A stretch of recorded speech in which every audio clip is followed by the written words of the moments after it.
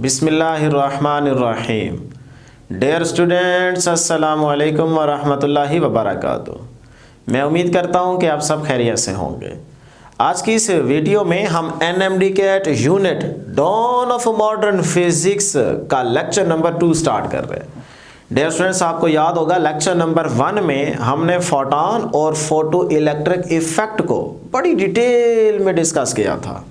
तो आज के इस लेक्चर नंबर 2 में जो हम टॉपिक्स कवर करेंगे उनमें है कॉम्पटन इफेक्ट, जिसका दूसरा नेम क्या है, कॉम्पटन स्कैटरिंग, और इसी के साथ साथ यहाँ पे डिस्कस करेंगे पेयर प्रोडक्शन। तो डियर स्टूडेंट्स, टॉपिक को स्टार्ट करने से पहले मैं चाहूँगा, बल्कि मेरी आपसे रिक्वेस्ट है कि ये दोनों टॉपिक्स आप एक दफ़ा बुक से ज़रूर रीड कर लीजिएगा, क्योंकि डियर स्टूडेंट्स वहाँ पे सारी बातें थ्योरी में मेंशन की गई हैं, लेकिन यहाँ पे देखें हम किसी किस्म की कोई थ्योरी डिस्कस नहीं करेंगे, नहीं लिखेंगे, बल्कि जितनी बातें वहाँ पे मेंशन की गई हैं टॉपिक्स के अंदर, वो सारी बातें हम डायग्राम प्लस मैथमेटिकल इक्वेशंस के अंदर डिस्कस करेंगे। क्योंकि डियर स्टूडेंट्स हमारा लेक्चर क्या है, NMD कैट बेस। तो यहाँ पे जितनी इंपॉर्टेंट चीज़ें होंगी वो डिस्कस करेंगे, ताकि अगर कोई MCQ आता है तो आप उसको ईजिली सॉल्व कर सकें। ठीक है, तो आपने एक दफ़ा ज़रूर बुक से रीड कर लेना है।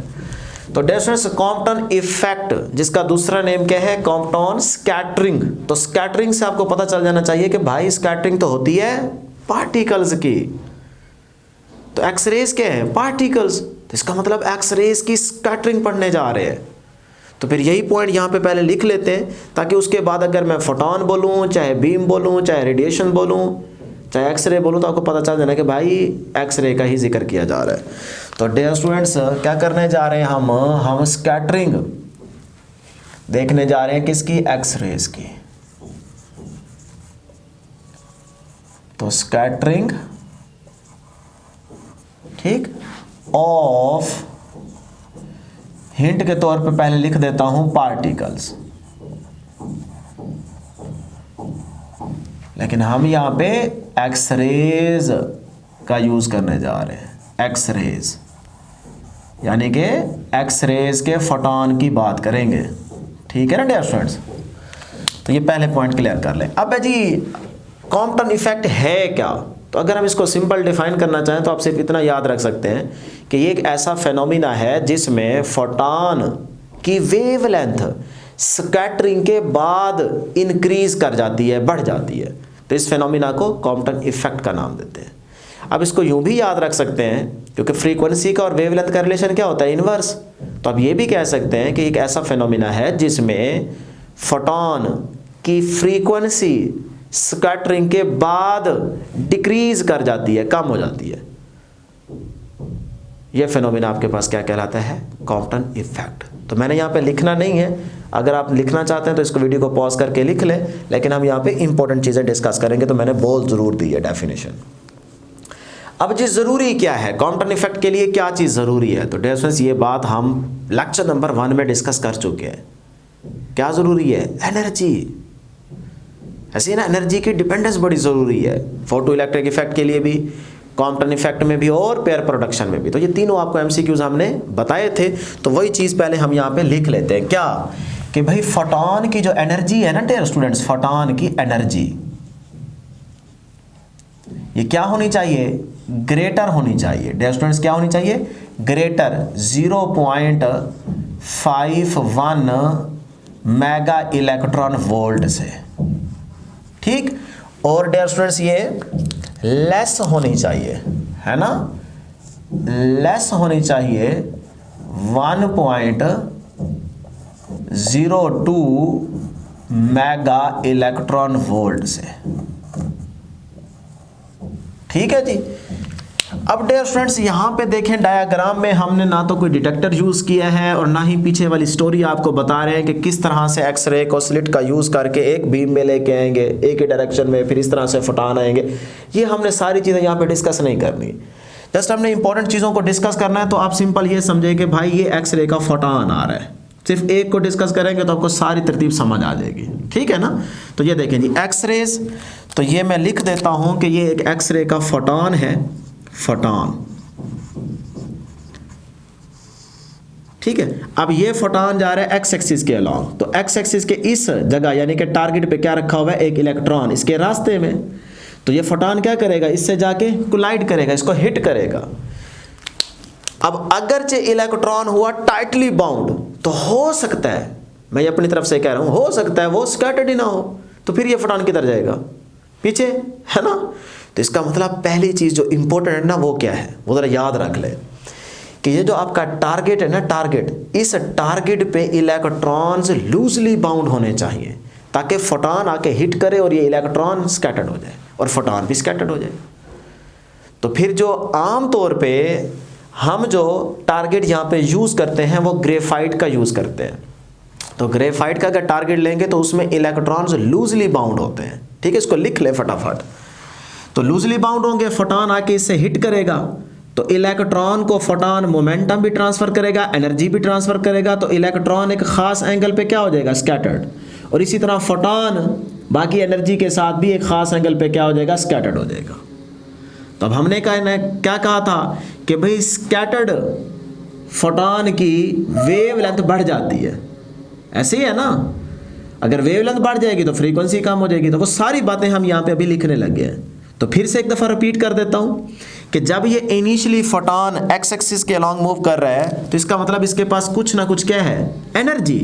तो डियर स्टूडेंट्स, जो इसके पास एनर्जी है उसको मैं यहाँ पे मेंशन करने लगा हूँ। इसके पास एनर्जी है जी इनिशियली ई आई। इसी तरह डियर स्टूडेंट्स इसका जो मोमेंटम है वो क्या है, पी आई। इसी तरह डियर स्टूडेंट्स मैं कह सकता हूँ कि इसकी जो फ्रीक्वेंसी है, इसके पास फ्रीक्वेंसी वो है एफ आई और इसकी वेवलेंथ क्या है, लैम्डा आई इनिशियली। अब डियर स्टूडेंट्स ये फोटॉन जाके इससे क्या करेगा, हिट करेगा। जिस तरह आपको याद होगा स्नोकर की गेम, बिलियर्ड बॉल देखते हैं ना कि एक बॉल को हम हिट करते हैं वो बाकी रेड बॉल्स को जाके क्या करता है, हिट करता है, तो वो क्या हो जाते हैं, बॉल्स स्कैटर्ड। तो ये वही कहानी है, ठीक है। ये फोटॉन गया, उसके पास ये एनर्जी है, ये मोमेंटम है, ये उसकी फ्रीक्वेंसी है और ये उसकी क्या है, वेवलेंथ। अब ये जाके इसके आगे रास्ते में क्या पड़ा है, टारगेट पे इलेक्ट्रॉन, ग्रेफाइट टारगेट पे इलेक्ट्रॉन्स के हैं लूजली बाउंड। तो ये जाके इस इलेक्ट्रॉन को हिट करेगा। इसका मतलब वो अपना कुछ मोमेंटम भी इसके अंदर ट्रांसफर कर देगा और एनर्जी को भी ट्रांसफर कर देगा। तो ये इलेक्ट्रॉन एक खास एंगल पे, एक खास डायरेक्शन में क्या हो जाएगा, स्कैटर्ड हो जाएगा।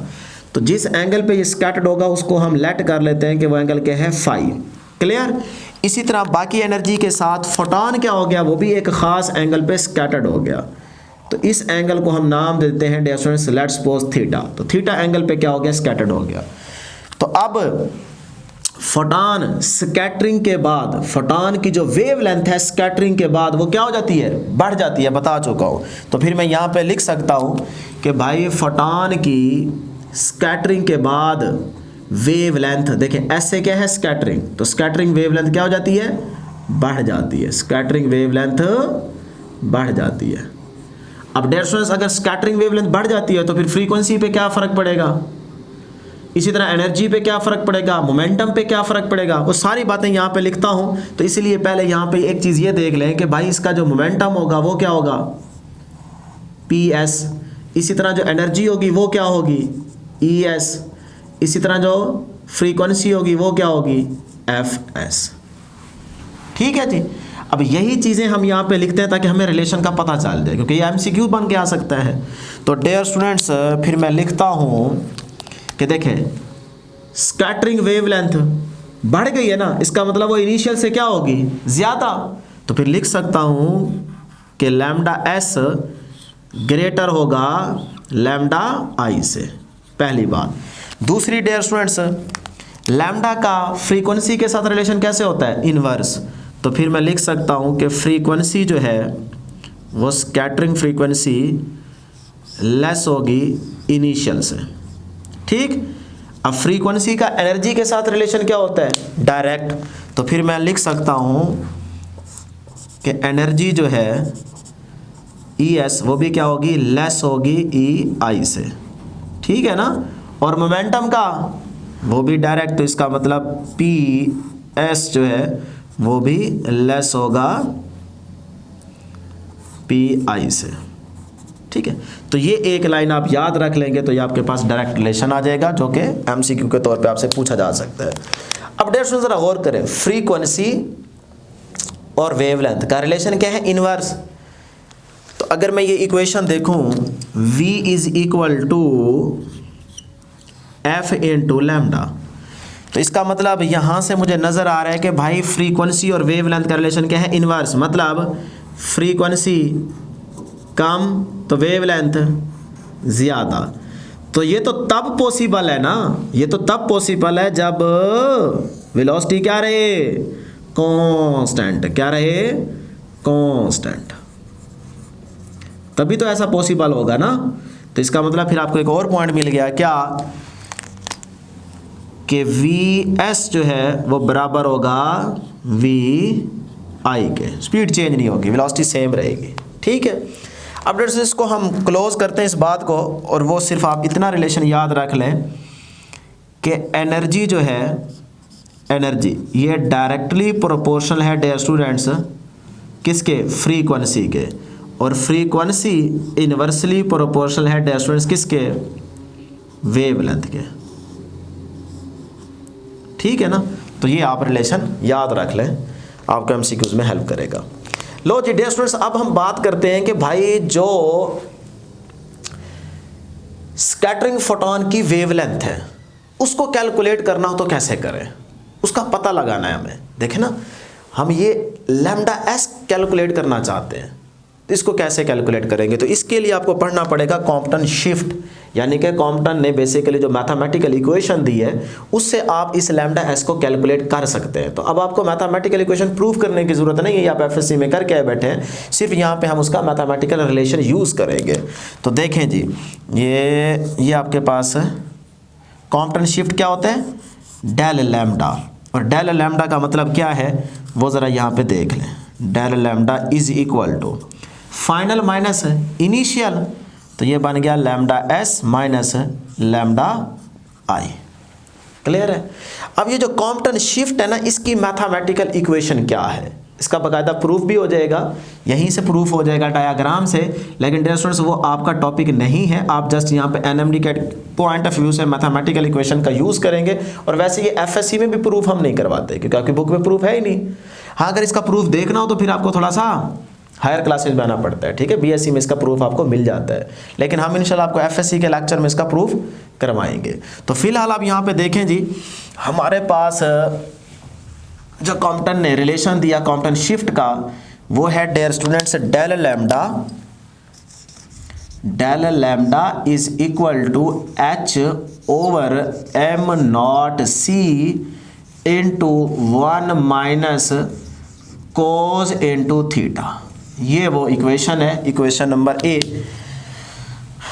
जो कॉम्पटन ने दी, और ये क्या है, डेल लैम्डा कॉम्पटन शिफ्ट है। अब इसमें याद रखिएगा डियर स्टूडेंट्स, ये हमारे पास जो डेल लैम्डा है ये है कॉम्पटन शिफ्ट, इसको क्या नाम देंगे, कॉम्पटन शिफ्ट। और ये जो एच ओवर एम नॉट सी आपको नजर आ रहा है, ये डियर स्टूडेंट्स क्या है, कांस्टेंट, और इस कांस्टेंट को नाम देते हैं कॉम्पटन वेवलेंथ का, कॉम्पटन वेवलेंथ। ठीक है, और आगे आपके पास एंगल थीटा है। तो अब डियर स्टूडेंट्स यहाँ से अगर मुझे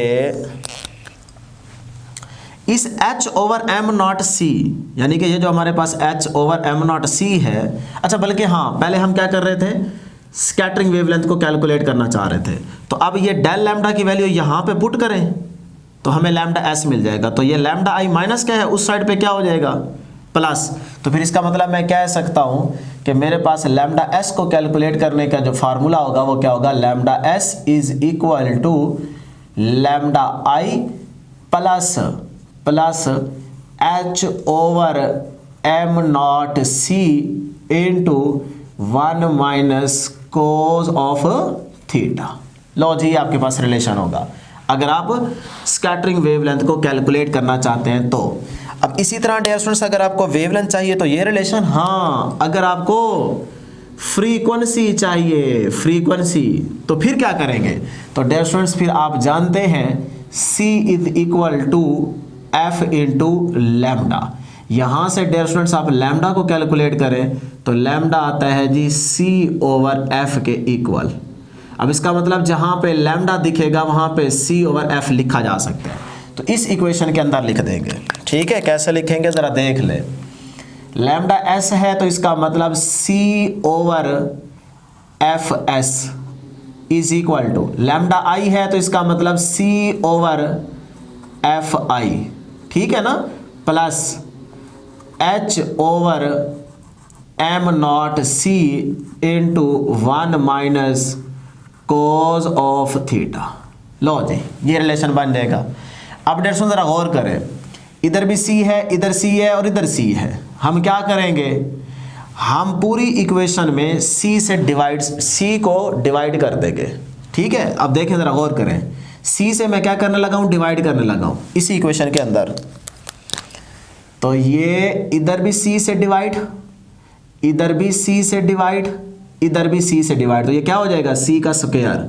तो मैं इसी के ऊपर लिख देता हूँ, ये हो जाएगा सी का स्क्वायर, ठीक है ना। अब ये सी से कैंसिल, ये सी से कैंसिल, तो इसका मतलब यहाँ पे आ जाएगा 1 ओवर एफ एस और यहाँ पे आ जाएगा 1 ओवर एफ आई। तो 1 over F S is equal to 1 over F I plus H over M naught C square into 1 minus cos of theta. तो अगर आपको स्कैटरिंग फ्रीक्वेंसी चाहिए तो आप ये वाला रिलेशन यूज करेंगे। इसी तरह अगर कोई जिद करते हैं स्टूडेंट्स और वो कहते हैं जी हम एनर्जी भी निकालना चाहते हैं, तो डियर स्टूडेंट्स पर एनर्जी को निकालने के लिए देखें E is equal to H into F होता है, ठीक। अब इसका मतलब जहां पे आपको एफ दिखेगा ना वहां पे आप E ओवर एच लिखेंगे। तो अब आ जाए इसी इक्वेशन के अंदर, तो ये देखें 1 अपनी जगह पे ओवर एफ एस, तो एफ एस की जगह क्या लिख सकता हूं, ई एस ओवर एच। तो ये देखें E S over H, clear, is equal to आगे क्या है 1 ओवर एफ आई, तो ये 1 डिवाइड बाय एफ आई की जगह क्या लिख सकता हूं, ई आई ओवर एच। तो E I over H plus आगे क्या है H over M naught C square into 1 minus cos of theta. लो जी, अब डियर स्टूडेंट जरा गौर करें, ये h ऑटोमेटिकली ऊपर चला जाएगा, ये वाला h भी ऑटोमेटिकली ऊपर चला जाएगा, सही है ना।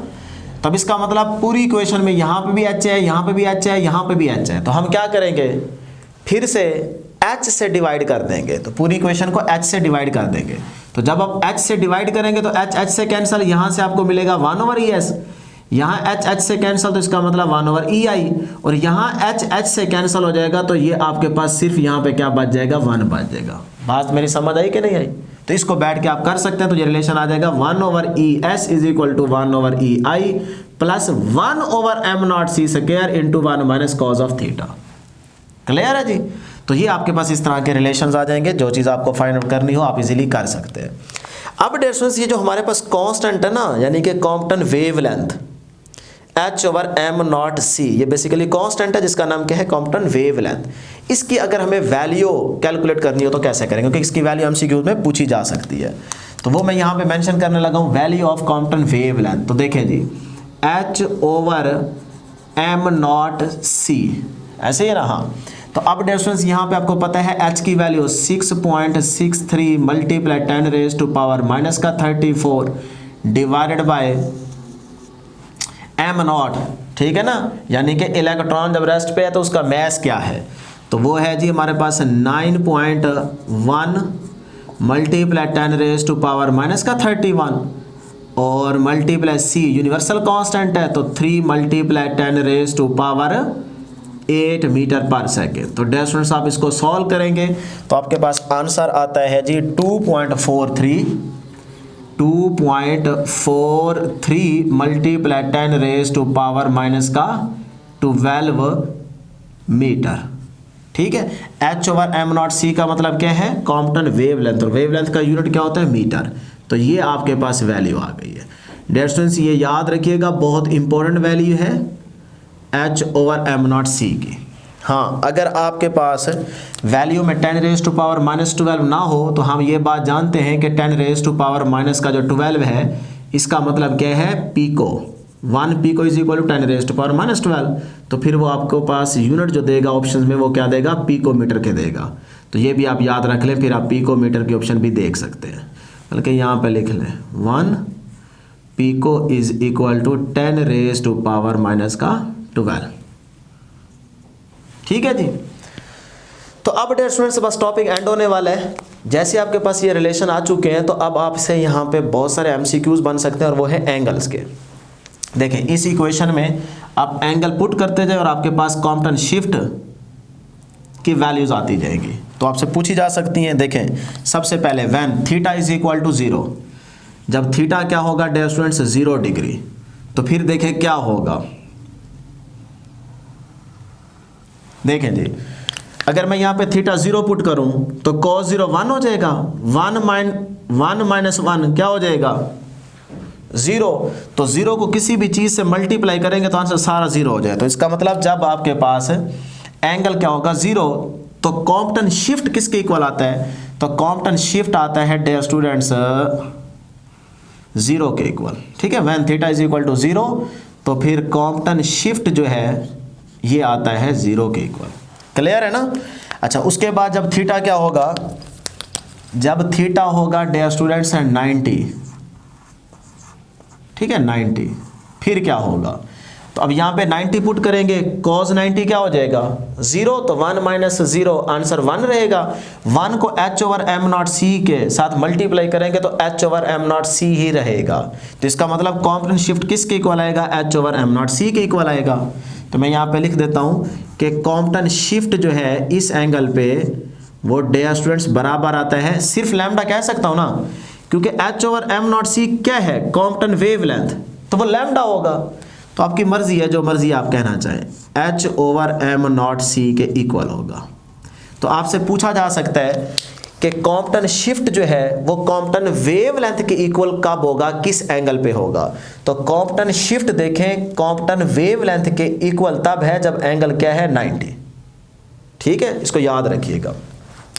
अब इसी पे अगर वो आपसे एंगल थीटा पे कॉम्पटन शिफ्ट की वैल्यू पूछ ले, तो कॉम्पटन शिफ्ट की वैल्यू कॉम्पटन वेवलेंथ के क्या आ रही है इक्वल, तो इसका मतलब आप कह सकते हैं कि at angle theta is equal to 90, यानी कि थीटा जब 90 होगा तो डेल लैम्डा की वैल्यू भी क्या रहेगी h over M naught C के इक्वल। तो उसकी वैल्यू कितनी है 2.43 multiply 10 raise to power minus का 12 मीटर, इसके इक्वल रहेगी। ठीक है जी। उसके बाद स्टूडेंट्स नेक्स्ट अगर हम बात करें कि मैक्सिमम के angle theta is equal to 180 degree, इस पे रिजल्ट मैक्सिमम आता है, ये याद रखिएगा। बच्चे अक्सर मैक्सिमम 90 को लगा देते हैं ना, वो तो इक्वल आता है। ठीक है ना, देखें कॉम्पटन शिफ्ट कॉम्पटन वेवलेंथ के इक्वल आता है 90 पे। मैक्सिमम तब आएगा कॉम्पटन शिफ्ट जब आपके पास एंगल क्या होगा 180। देखें cos 180 क्या होता है माइनस का 1, तो माइनस 1 को माइनस से मल्टीप्लाई करें तो माइनस माइनस प्लस प्लस 1 बन जाएगा, तो 1 + 1 आंसर आएगा 2। 2 को h ओवर एम नॉट सी से मल्टीप्लाई करें तो 2h ओवर एम नॉट सी आ जाएगा। तो इसका मतलब डेल लैम्डा जो आता है इस एंगल पे वो आता है 2 into h over M naught C, इसके इक्वल आता है। अब देखें ना रिजल्ट क्या आ गया मैक्सिमम, इससे ज़्यादा आ गया ना, तो इसका मतलब 180 पे रिजल्ट क्या आता है मैक्सिमम। मतलब इस बात को लिख ले, ये बड़ा इंपॉर्टेंट एमसीक्यू है, अक्सर बच्चे गलती करते हैं। तो अब आप क्या करें डियर स्टूडेंट्स, इस डेल लैम्डा की अगर वैल्यू कैलकुलेट करना चाहते हैं angle theta is equal to 180 degree पे, तो फिर आपने देखा रिजल्ट क्या हो गया मैक्सिमम। तो आपके पास dear students del lambda is equal to 2 into h over M naught C की ये वैल्यू है, मल्टीप्लाई कर दें तो ये आपके पास आंसर क्या आएगा 2.43 multiply 10 raise to power minus का 12। तो अब इसको मल्टीप्लाई करें तो क्या हो जाएगा 4.86 multiply 10 raise to power minus का 12। लो जी, इस तरह से वैल्यूज भी आपसे पूछी जा सकते हैं ना, तो आपको कैलकुलेट करनी आनी चाहिए। अब जिसका हाफ कब होगा, इस वैल्यू का हाफ कब होगा, तो डिस्टेंस वो याद रख लें theta is equal to 60 degree, क्योंकि cos 60 की वैल्यू क्या होती है 1/2। तो फिर मैं डायरेक्ट यहाँ पे कह सकता हूँ ना 1/2, 1 माइनस 1/2 तब भी 1/2 रहेगा। तो इसका मतलब 1/2 को इससे मल्टीप्लाई करेंगे तो आपके पास आंसर आ जाएगा del lambda is equal to 1/2 into h over M naught C. लो जी, अब आपने इसका क्या करना है हाफ, तो इसका मतलब इस वैल्यू का हाफ करना है। तो इस वैल्यू का अगर आप हाफ करेंगे तो आपके पास क्या आंसर आएगा, देखें 1.2 तो 1.2 मल्टीप्लाई 10⁻⁻12 मीटर। लो जी डियर स्टूडेंट्स, इस तरह से आप वैल्यूज को फाइंड आउट कर सकते हैं। तो कॉम्पटन इफेक्ट का लास्ट इंपॉर्टेंट एमसीक्यू क्या, कि यहां पे कौन से लॉज सेटिस्फाई हो रहे हैं, ओबे कर रहे हैं कॉम्पटन इफेक्ट में। तो डियर स्टूडेंट्स पर याद रखिएगा, law of conservation of energy भी सेटिस्फाई हो रहा है कॉम्पटन इफेक्ट में, और law of conservation of momentum भी सेटिस्फाई हो रहा है। जितना इनिशियल था उतना ही आपके पास क्या है फाइनल, इसका जो इसको ट्रांसफर हुआ प्लस जो फोटॉन का है, दोनों को आप ऐड अप करेंगे, कंबाइन करेंगे, तो वो उतना ही होगा जितना आपके पास इनिशियल था। तो इसका मतलब फिर मैं कह सकता हूं कॉम्पटन इफेक्ट में law of conservation of energy भी सेटिस्फाई हो रहा है, और दूसरे नंबर पे dear students law of conservation of momentum भी सेटिस्फाई हो रहा है। ठीक है जी। तो अब डियर स्टूडेंट्स पेयर प्रोडक्शन, तो पेयर प्रोडक्शन का दूसरा नेम क्या है, मटेरियलाइजेशन ऑफ एनर्जी। यानी कि आइंस्टाइन की इक्वेशन के according E is equal to mc²। Energy क्या हो रही है, कंप्लीटली तौर पे मैटर में कन्वर्ट हो रही है, या आप सिंपल कह सकते हैं कि radiant energy is converted into matter. यानी कि रेडिएंट एनर्जी जो है वो कंप्लीटली तौर पे कन्वर्ट हो रही है किसमें डियर स्टूडेंट्स, मैटर में। तो ये आपके पास पेयर प्रोडक्शन फेनोमेना कहलाता है, या मटेरियलाइजेशन ऑफ एनर्जी। अब इसमें जो एनर्जी की डिपेंडेंस थी वो भी हम लेक्चर नंबर 1 में डिस्कस कर चुके हैं कि फोटॉन की जो एनर्जी होनी चाहिए वो डियर स्टूडेंट्स या तो इक्वल होनी चाहिए पेयर प्रोडक्शन करवाने के लिए। फोटॉन की एनर्जी जो है डियर स्टूडेंट्स वो या तो ग्रेटर हो या फिर इक्वल हो किसके, 1.02 मेगा इलेक्ट्रॉन वोल्ट से। ठीक है ना, ये वो कंडीशन थी। तो अब डियर स्टूडेंट्स जो पेयर प्रोडक्शन के फेनोमेना के लिए इंपॉर्टेंट चीज़ है वो ये है कि नंबर 1 आप पेयर प्रोडक्शन वहाँ पे कराएंगे कि जब आपके पास ये दो कंडीशंस फुलफिल होंगी। Number 1 heavy nucleus,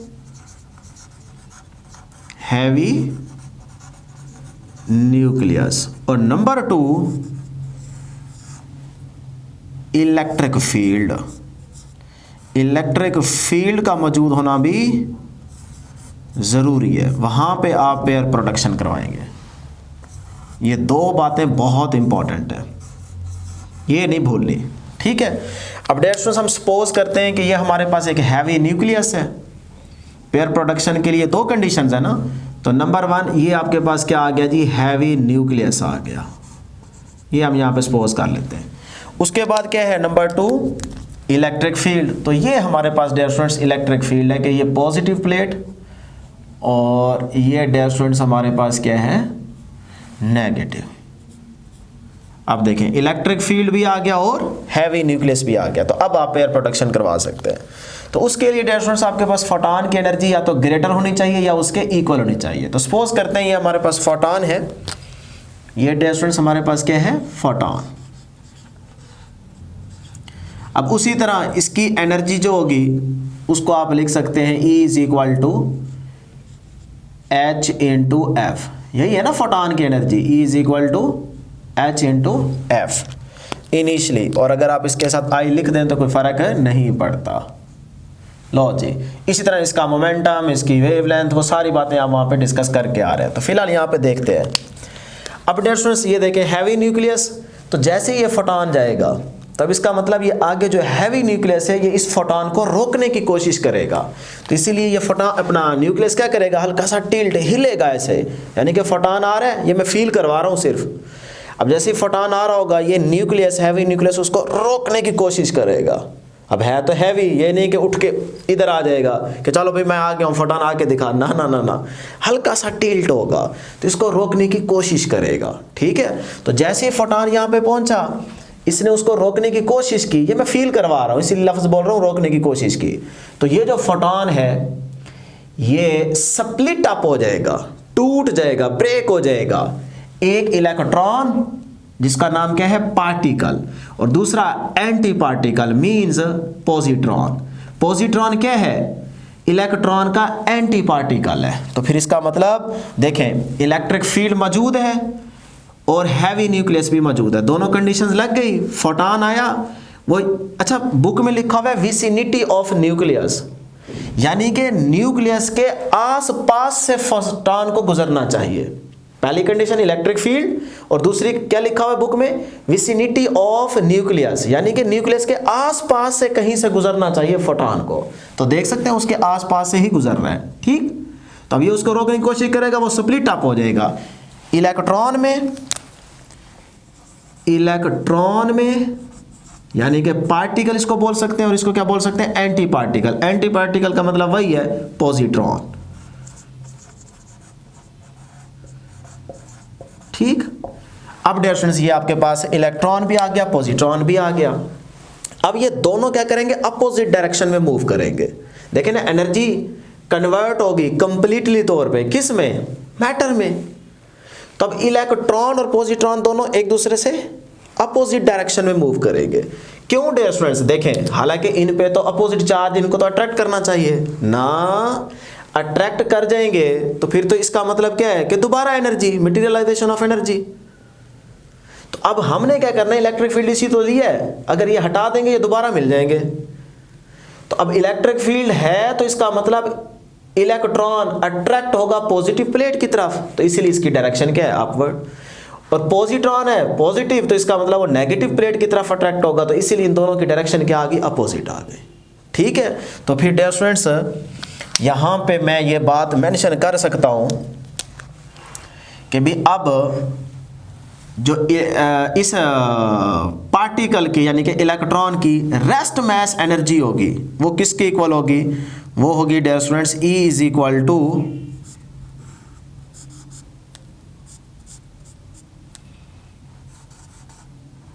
m0 c, ठीक है, E is equal to m0 c square. इसी तरह डियर स्टूडेंट्स जो हमारे पास नेक्स्ट एक इसकी क्या नाम है, पॉजिट्रॉन की रेस्ट मास एनर्जी होगी, वो भी क्या होगी, m0 c square. Rest mass energy लिख रहा हूं m0 c स्क्वायर। इधर आपको ये भी बताता चलूं कि डियर स्टूडेंट्स, ये जो हमारे पास एनर्जी है m0 c स्क्वायर, इसको हमने कैलकुलेट किया था ना, नहीं, अच्छा चलें। तो यहाँ पे आप वैल्यूज पुट करेंगे, आपके पास आंसर आएगा 0.51 मेगा इलेक्ट्रॉन वोल्ट। इसी तरह इसकी भी क्या आएगी, 0.51 मेगा इलेक्ट्रॉन वोल्ट। तो ये हमारे पास रेस्ट मास एनर्जी आ गई। अब डियर स्टूडेंट्स देखें, इसको अगर आप लिखना चाहें ना, यूं भी लिख सकते हैं। ये इसको मैं यहाँ पे हिंट के तौर पे लिखने लगा हूँ कि भाई ये इसकी है रेस्ट मास एनर्जी, ताकि आप भूल ना जाए ना, रेस्ट मास एनर्जी। और ये आपके पास किसकी है डियर स्टूडेंट्स, पॉजिट्रॉन की रेस्ट मास एनर्जी है, रेस्ट मास एनर्जी, ठीक है ना। अब आपको क्लियर हो जाएगा। अच्छा, अब ये इलेक्ट्रॉन की आ गई और पॉजिट्रॉन की भी आ गई। अब डियर स्टूडेंट्स, अगर मैं ज़रा गौर करें, अगर इन दोनों की कंबाइंड एनर्जी की बात करना चाहूँ तो इसका मतलब m0 c square plus m0 c square क्या हो जाएगा, 2m0 c स्क्वायर। और 2m0 c स्क्वायर का मतलब क्या है, 2 मल्टीप्लाई m0 c स्क्वायर, और m0 c स्क्वायर का मतलब 0.51। तो 2 को अगर 0.51 से मल्टीप्लाई करें तो आंसर क्या आता है, आंसर आता है 1.02 मेगा इलेक्ट्रॉन वोल्ट, ये आता है डियर स्टूडेंट्स। इसका मतलब देखें, पेयर प्रोडक्शन के लिए जरूरी था 1.02 मेगा इलेक्ट्रॉन वोल्ट की एनर्जी फोटॉन के पास होनी चाहिए। इससे ज्यादा हो तो बहुत अच्छा है, फिर तो इनके पास इसका मतलब पेयर प्रोडक्शन भी होगी और इनके पास काइनेटिक एनर्जी भी होगी, तो ये मूव कर जाएंगे। लेकिन कम से कम अगर इतनी एनर्जी फोटॉन के पास है तो फिर इसका मतलब पेयर प्रोडक्शन होगी, ठीक है, तो ये फिनोमिना के लिए, पेयर प्रोडक्शन के फिनोमिना के लिए ज़रूरी था कि फोटोन के पास एनर्जी क्या होनी चाहिए, 1.02 मेगा इलेक्ट्रॉन वोल्ट। तो ये प्रूफ हो गया है। अब डियर स्टूडेंट्स, यहाँ से आप छोटे छोटे एमसीक्यू डिस्कस कर सकते हैं कि नंबर 1, अगर आपके पास फोटोन की एनर्जी 1.02 से क्या हो, ग्रेटर, तो ये देखें, अगर हो 1.02 से मेगा इलेक्ट्रॉन वोल्ट से ग्रेटर, तो फिर याद रखिएगा पेयर प्रोडक्शन होगी, पेयर प्रोडक्शन होगी। बस ये मैं लिख रहा हूँ, पूरा नहीं लिख रहा, आप याद रखिएगा। पेयर प्रोडक्शन भी होगी और जो काइनेटिक एनर्जी होगी वो नॉट इक्वल टू 0, ठीक है ना। इनके पास काइनेटिक एनर्जी भी होगी जिससे ये मूव करेंगे। हाँ, अगर 1.02 के इक्वल हुई, अगर फोटोन की एनर्जी 1.02 मेगा इलेक्ट्रॉन वोल्ट के इक्वल हुई, तब डियर स्टूडेंट्स याद रखिएगा, बहुत इंपॉर्टेंट पॉइंट है, पेयर प्रोडक्शन तो होगी लेकिन जो काइनेटिक एनर्जी है ना, काइनेटिक एनर्जी वो इक्वल टू 0 रहेगी, मूव नहीं करेंगे, ठीक है, लेकिन ये कि स्प्लिट अप हो जाएंगे, पेयर प्रोडक्शन हो जाएगी। और अगर डियर स्टूडेंट्स 1.02 से क्या हुई, लेस, अगर एनर्जी 1.02 से क्या हुई, लेस, यहीं से मैं लिखने लगा हूं, यहां नहीं लिख देना। हाँ, अगर लिखना है तो फिर यूं लिखना है। इधर लिखा था फोटोन की एनर्जी 1.02 से ग्रेटर हो, यहाँ पे इससे अगर ग्रेटर हो, अब लिखने लगा हूँ कि फोटोन की एनर्जी, ये तो फिर वही बन जाएगा, ये ऐसे लिखने लगा हूँ, ये देखो, फोटोन की एनर्जी लेस होनी चाहिए 1.02 मेगा इलेक्ट्रॉन वोल्ट से, तो फिर याद रखिएगा no pair production, no pair production, क्योंकि हमने कहा था 1.02 मेगा इलेक्ट्रॉन वोल्ट जितनी हो तो पेयर प्रोडक्शन होगी, इससे कम करेंगे तो फिर नहीं होगी। क्लियर है ना। अब डियर स्टूडेंट्स, यहाँ से हमारे पास एक इंपॉर्टेंट इक्वेशन बनेगी जो कि आपसे एमसीक्यूज में पूछी जा सकती है। वो कैसे बनाएंगे, देखें। सबसे पहले आपके पास जरा गौर करें, जो फोटोन की एनर्जी थी वो क्या थी, E = HF, तो इनिशियल = फाइनल करने लगा हूँ, ठीक है ना, क्योंकि law of conservation of energy यहाँ पे होल्ड करता है ना, सेटिस्फाई होता है। तो मैं यहाँ पे लिखने लगा हूँ, डायरेक्ट लिख दूँ EI की जगह HFI, तो ये देखें HF फोटोन की एनर्जी = हाँ जी, यहाँ पे कंबाइंड एनर्जी कितनी है, 2m0c², अलग अलग लिखना चाहे तो आपकी मर्जी है, और 2m0c² का मतलब 1.02 mega electron volt. Clear, plus जिससे ये मूव करेगा, काइनेटिक एनर्जी है ना, तो इसका मतलब kinetic energy of electron, plus positron जिस एनर्जी से मूव करेगा तो काइनेटिक एनर्जी ऑफ पॉजिट्रॉन। अब इसको आप अगर कंबाइन करें सारी एनर्जी को, तो ये उतनी आएगी जितनी आपके पास इनिशियली फोटोन की एनर्जी थी। तो इसका मतलब यहाँ पे law of conservation of energy hold कर रहा है, सेटिस्फाई हो रहा है। तो फिर यहीं से याद रख लें कि इस पेयर प्रोडक्शन में law of conservation of charge भी सेटिस्फाई हो रहा है, law of conservation of energy भी सेटिस्फाई हो रहा है, law of conservation of momentum भी क्या हो रहा है, सेटिस्फाई हो रहा है, तीनों सेटिस्फाई हो रहे हैं। ठीक है, तो अब जरा चेक कर लेते हैं। देखें, सबसे पहले क्या है, law of conservation of charge. तो डियर स्टूडेंट्स, इनिशियली फोटोन के पास चार्ज क्या था, 0। अगर पहले 0 है तो जब आप इस साइड पे इन दोनों को ऐड करेंगे तो इनका कंबाइंड चार्ज क्या होगा, वो भी 0 होगा। तो देखा, law of conservation of charge satisfy हो रहा है। उसके बाद law of conservation of energy, तो जितनी एनर्जी उसके पास पहले थी इन सारी को सम करें वो उसके क्या आएगी, फोटोन की एनर्जी के बराबर आएगी, तो ये भी होल्ड कर रहा है। उसके बाद law of conservation of momentum. अब देखें, इनिशियली फोटोन के पास मोमेंटम था ना, अब जरा गौर करना, ये बात समझिएगा। अब जैसे ही इनिशियल मोमेंटम सपोज करते हैं, आपके पास क्या है, इसके पास mv है, ठीक है, यहाँ पे आपके पास क्या है, इसके पास mv सपोज कर रहा हूँ। अब जैसे ही ये न्यूक्लियस की विसिनिटी से पास करेगा तो ये उसको रोकने के लिए हल्का सा टिल्ट होगा। अब जैसे ही फोटॉन आगे जाके स्प्लिट अप हो जाएगा तो ये जो न्यूक्लियस है ये अब रिकॉइल करेगा, यानी कि पीछे आएगा। तो देखें अब भी उसके पास मोमेंटम न्यूक्लियस के पास कितना है mv, लेकिन उसकी डायरेक्शन क्या हो गई, पीछे आ रहा है ना, रिकॉइल कर रहा है, तो वो हो जाएगा माइनस का mv। तो माइनस का mv और ये प्लस का mv, तो आंसर 0। तो इसका मतलब यहां सारा मोमेंटम क्या हो गया, 0। इसी तरह इन दोनों का ऐड करके जब कंबाइंड इफेक्ट लेंगे, देखें इसका प्लस mv, इसका माइनस का mv, तो वो भी क्या हो गया, 0। तो इसका मतलब law of conservation of momentum भी यहां पे होल्ड कर रहे हैं। अब डियर स्टूडेंट्स लास्ट में एक छोटा सा MCQ है, वो देख ले कि भाई आपसे पूछा जाए अगर कि पेयर प्रोडक्शन का रिवर्स प्रोसेस क्या है, तो फिर याद रखिएगा ये है dear students annihilation of matter.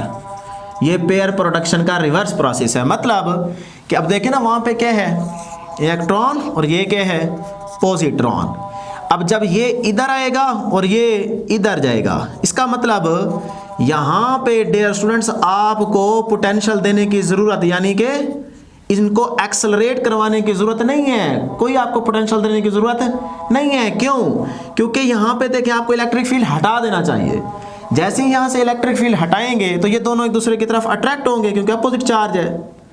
तो इसका मतलब ये फिर से क्या बन जाएगी, एनर्जी। क्या बन जाएगी, एनर्जी। तो इसका मतलब जो एनर्जी बनी है उसमें 2 गैमा रे फोटॉन एमिट होंगे, एक इधर और एक इधर। भाई 2 क्यों हुए?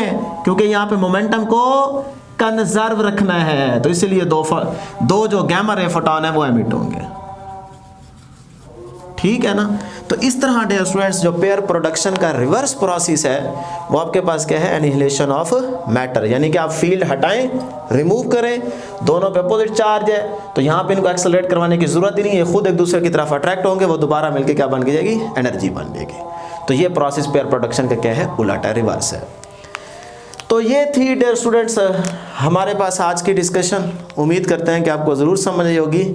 आज के लिए इतना ही। दुआओं में ज़रूर याद रखिएगा और अपने इस चैनल का भी ख्याल रखिएगा। अल्लाह हाफिज़।